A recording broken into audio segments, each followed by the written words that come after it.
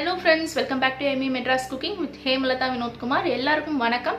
இன்னைக்கு நம்ம சேனல்ல வெஜிடபிள் சூப் எப்படி செய்யறதுன்னு பார்க்க போறோங்க. ரொம்ப நல்ல டேஸ்டியா ஆரோக்கியமான சூப் எப்படி செய்யறதுன்னு பார்க்கலாம் வாங்க.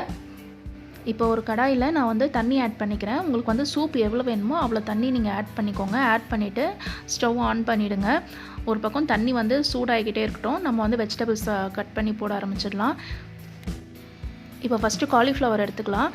நம்ம இதெல்லாம் வந்து வெஜிடபிள்ஸ் வந்து நம்ம தூக்கி போடுவோமோ அதெல்லாம் வந்து நம்ம இப்போ எடுத்து நம்ம சூப் வைக்க போகிறோம். இந்த காலிஃப்ளவரில் இந்த தண்டு வந்துட்டு நம்ம அந்தளவுக்கு நம்ம யூஸ் பண்ண மாட்டோம். அதனால இந்த தண்டு வரைக்கும் ஒரு பெரிய பெரிய பீசஸாகவே, ரொம்ப நீங்கள் சின்ன சின்னதாக கட் பண்ணணும்னு வேண்டாம், பெரிய பெரிய பீசஸாகவே நம்ம கட் பண்ணி அதில் சேர்த்துக்கலாம். பாருங்கள், இந்த தண்டெல்லாம் நம்ம யூஸ் பண்ண மாட்டோம், கட் பண்ணி போட்டுருவோம். இதெல்லாம் நம்ம எடுத்து சூப்பில் போட்டுடலாம். நீங்கள் மார்க்கெட்டுக்கு போய்ட்டு வெஜிடபிள்ஸ்லாம் வாங்கிட்டு வந்தீங்கன்னா கூட நீங்கள் ஃப்ரிட்ஜில் ஸ்டோர் பண்ணுறதுக்கு முன்னாடி இந்த மாதிரி கட் பண்ணிவிட்டு நீங்கள் ஒரு சூப் வச்சிட்டிங்கன்னா கூட உங்களுக்கு வெஜிடபிள்ஸும் வேஸ்ட் ஆகாது.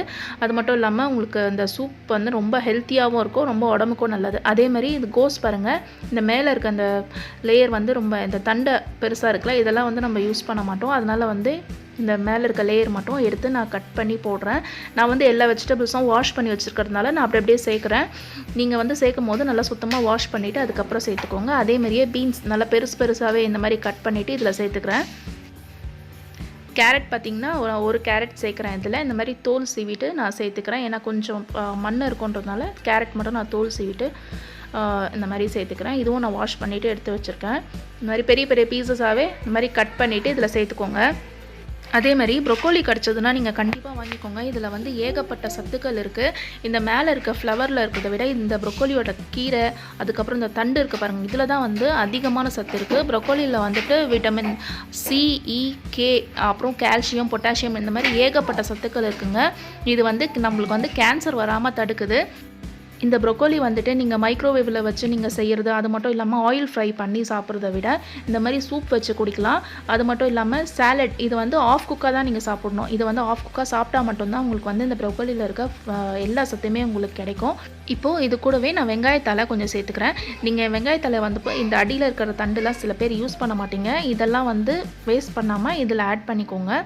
இது கூடவே ஒரு சின்ன துண்டு இஞ்சி சேர்த்துக்கிறேன். இஞ்சி வந்து இந்த மாதிரி நல்லா உரலில் இடிச்சிட்டு அதுக்கப்புறம் சேர்த்துக்கோங்க.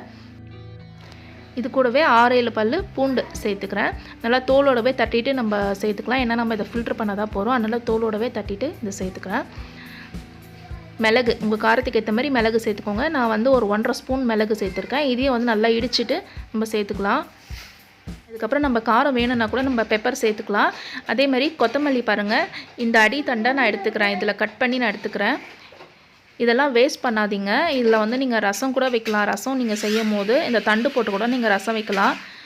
இதையும் வந்து நான் இதில் சேர்த்துக்கிறேன். நீங்கள் ஃபைனலாக சூப் வச்சுட்டு அதுக்கப்புறம் நீங்கள் அதில் கொத்தமல்லி பொடியை கட் பண்ணி போடுறத விட நீங்கள் இதிலேயே போட்டுட்டிங்கன்னா அதோட சாறு நல்லா இறங்கிடும், ஃப்ளேவரும் உங்களுக்கு நல்லாயிருக்கும்.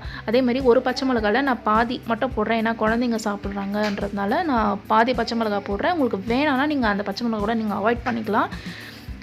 ஒரு வெங்காயம் இந்த மாதிரி பெருசாக கட் பண்ணி இதில் சேர்த்துக்கலாம். இப்போ இது கூடவே ஒரு ஸ்பூன் சீரகம் சேர்த்துக்கிறேன். ஒரு சின்ன துண்டு பட்டை சேர்த்துக்கோங்க. பட்டை வேணும்னா சேர்த்துக்கோங்க. ஃப்ளேவருக்காக நான் பட்டை சேர்க்குறேன். சேர்த்துட்டு எல்லாத்தையும் நல்லா மிக்ஸ் பண்ணிவிட்டு இதை வந்து ஒரு 45 மினிட்ஸ் நல்லா நம்ம கொதிக்க வச்சுக்கலாம். ஒரு மீடியம் ஃப்ளேமில் வச்சுருங்க. வச்சுட்டு இதை ஒரு லிட் போட்டு மூடி வச்சிட்டிங்கன்னா நல்லா கொதிக்கும். இது உங்களுக்கு சூப் தண்ணி வந்துட்டு நீங்கள் எந்த அளவுக்கு வேணுமோ நீங்கள் அந்த அளவுக்கு நீங்கள் ஆட் பண்ணி நீங்கள் மூடி வச்சுருங்க. இப்போ பாருங்கள், நான் 45 மினிட்ஸ் கழித்து நான் ஓப்பன் பண்ணுறேன். தண்ணிலாம் நல்லா சுருண்டு இருக்குது பாருங்கள். அதேமாதிரி வெஜிடபிள்ஸும் எல்லாமே நல்லா குக்காக இருக்கும். இப்போ இதை என்ன பண்ணணும், இதை வந்து நம்ம ஃபுல்லாக மேஷ் பண்ணிக்க போகிறோம். இந்த மாதிரி மேஷ் பண்ணிட்டிங்கன்னா இதோட சத்து நல்லா அந்த தண்ணியில் இறங்கிடும். உங்களுக்கு தண்ணி பத்தலைன்னா நீங்கள் வந்து கொஞ்சம் சுடு தண்ணி கூட நீங்கள் சேர்த்துக்கலாம்.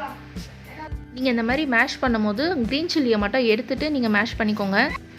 பாருங்கள், இப்போ இதில் வந்து நான் ஒரு கப் அளவுக்கு நான் சுடு தண்ணி சேர்த்துக்கிறேன். சேர்த்துட்டு இந்த மாதிரி நல்லா திருப்பியும் மேஷ் பண்ணிக்கோங்க. இதோட சாறு எல்லாமே அந்த இதில் இறங்கிடும், தண்ணியில் இறங்கிடும். இப்போ இதை வந்து ஃபில்ட்ரு பண்ணி எடுத்துடலாம்.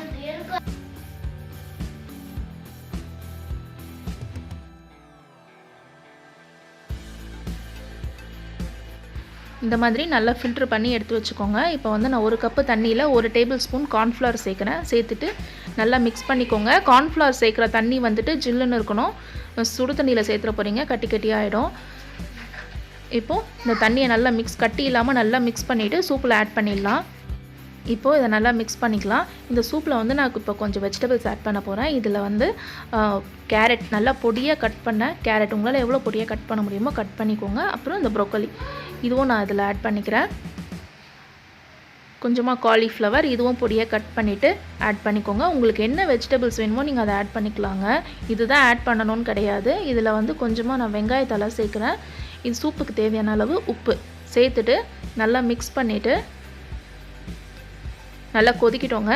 இது வந்து இந்த இப்போ நம்ம போட்ட வெஜிடபிள்ஸ்லாம் வந்துட்டு ஒரு ஆஃப் குக் ஆனால் போதும். ரொம்ப குக் ஆகக்கூடாது, ஃபுல் குக் பண்ணாதீங்க. ஒரு ஆஃப் குக் ஆனால் போதும்.